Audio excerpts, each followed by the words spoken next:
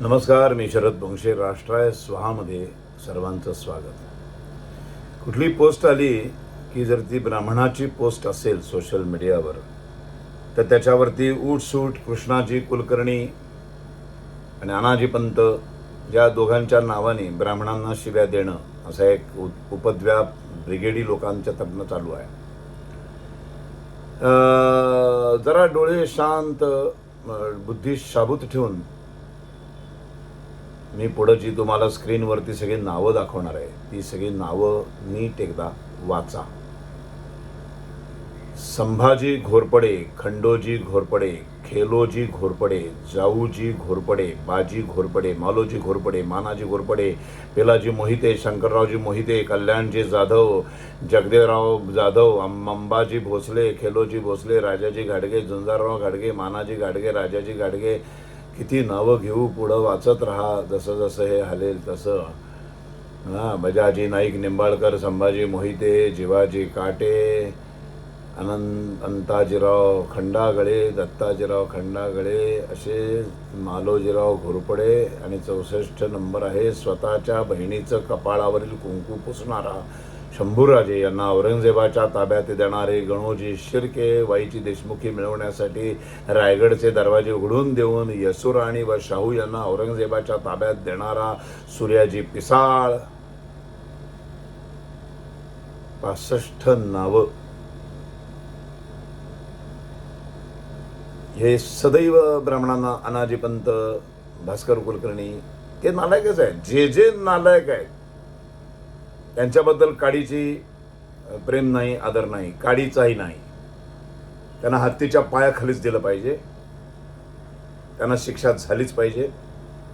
मुळात शिक्षा करताना आणि कोण माणूस कसा वागलाय ह्याला जातीपातीचा, वंशाचा, पंथाचा, धर्माचा काही संबंध नाही. माणूस नालायक आहे, नालायक माणसाला शिक्षा झाली पाहिजे. पण सदैव 2 नावं सदैव त्या सोशल मीडियावर टाकण्यापेक्षा जर ही वरची 65 नावं वाचली तर ह्या नावांचं काय करायचं? हे पण सगळे देशद्रोही, हरामखोर, कर्मदरिद्र, नरकात अशाच शिक्षा द्यायला पाहिजेत की नाही? त्यांच्याबद्दल बोलायचं नाही का? बोललं पाहिजे ना. कुठून आला हा जातीद्वेष ब्राह्मणांच्या बद्दलचा? 79 वर्ष झाली देशाला स्वातंत्र्य मिळून. या 79 वर्षात कुठल्या ब्राह्मणांनी, कुठल्या क्षत्रियांना, वैश्यांना, शूद्रांना, ब्राह्मण सोडून इतर जातीच्या लोकांना कुठल्या ब्राह्मणांनी स्वतंत्र भारतामध्ये त्रास दिलाय, यातना दिल्यात? त्यांना पाणी पिऊ दिलं नाही, त्यांना मंदिरात जाऊ दिलं नाही, त्यांच्याशी ते घाण वागलेत, गलिच्छ वागलेत, त्यांच्या गळ्यात मडकी टावली आहेत, झाडू लावलाय, असं कधी झालं 79 वर्षात? कधीच नाही.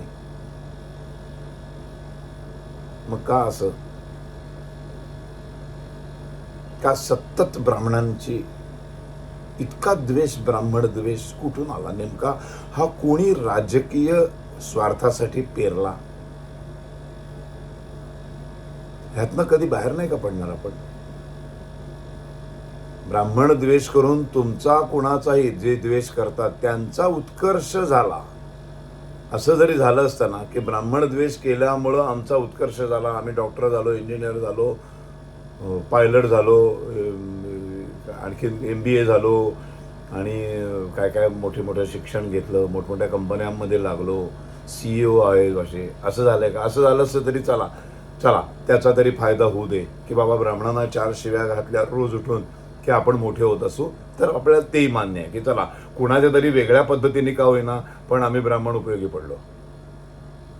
मी एकतर जात मानत नाही, पण लोक माझी जात विसरायला तयार नाही. काय करायचं?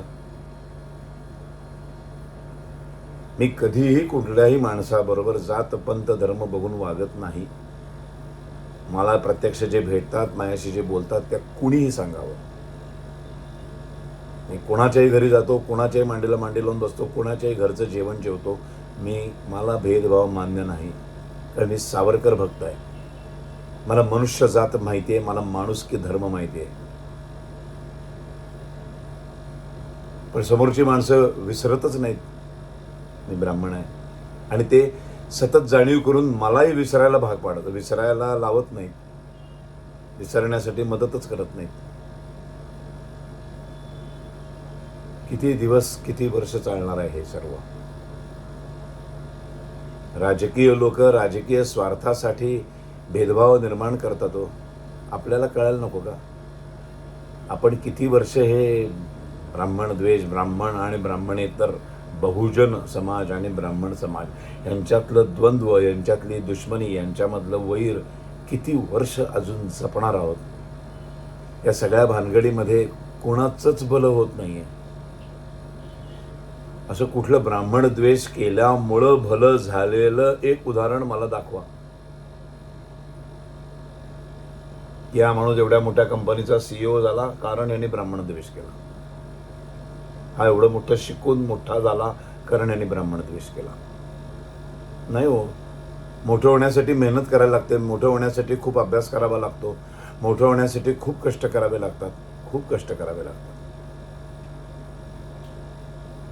दिवस रात्र एक करावं लागतं.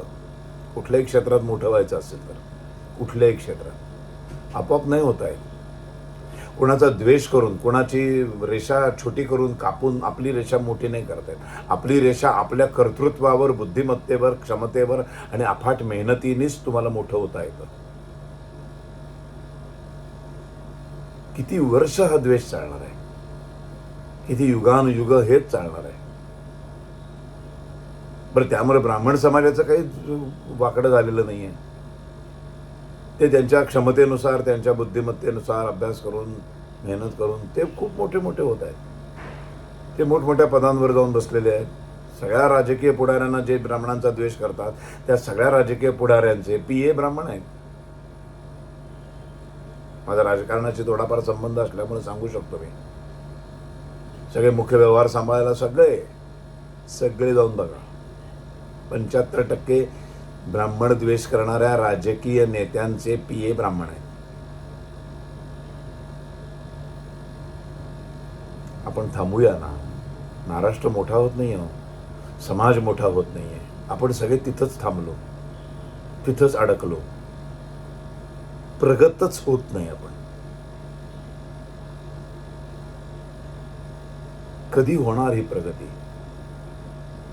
कधी होणार तो पुरोगामी महाराष्ट्र? कसला पुरोगामी? आपण म्हणतो नुसतं पुरोगामी. कुठला पुरोगामी? उठ सूट जातीवरनं शिव्या देणं चालू आहे. उठ सूट. महापुरुषांमध्ये जाती बघायच्या, संतांमध्ये जाती बघायच्या, सगळे वाटून घ्यायचे.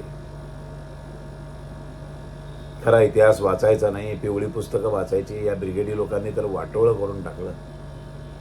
आणि आमच्या राजकीय नेत्यांना तर कसली पडलेलीच नाहीये. त्यांना तर हेच हवं आहे. तुम्ही दुभंगलेलेच हवे आहात त्यांना. तुम्ही दुभंगलेलेच हवे आहात. तुम्ही जोपर्यंत दुभंगलेला समाज, तोपर्यंत सुखाने राज्य करत राहणार. मतपेट्यांचं गलिच्छ राजकारण खेळणार. समाजामध्ये फूट पाडत राहणार. जोपर्यंत आपण थांबवत नाही ना, तोपर्यंत काही होणार नाही. पॉलिटिकली काहीच होणार नाही. पॉलिटिकली जाती असणंही त्यांची गरज आहे.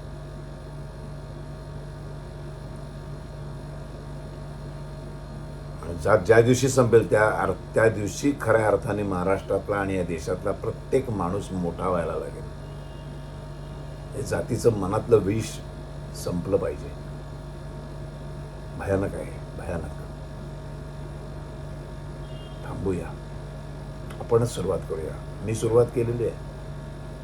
प्रत्येकाने करूया. माझे हात जोडून विनंती आहे. परत ह्या व्हिडिओच्या खाली घाणघाण शिव्या देण्यापेक्षा खरंच याचा विचार करा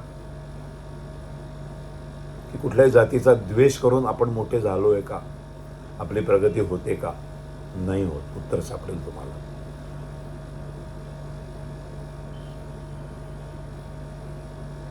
बस. जय हिंद.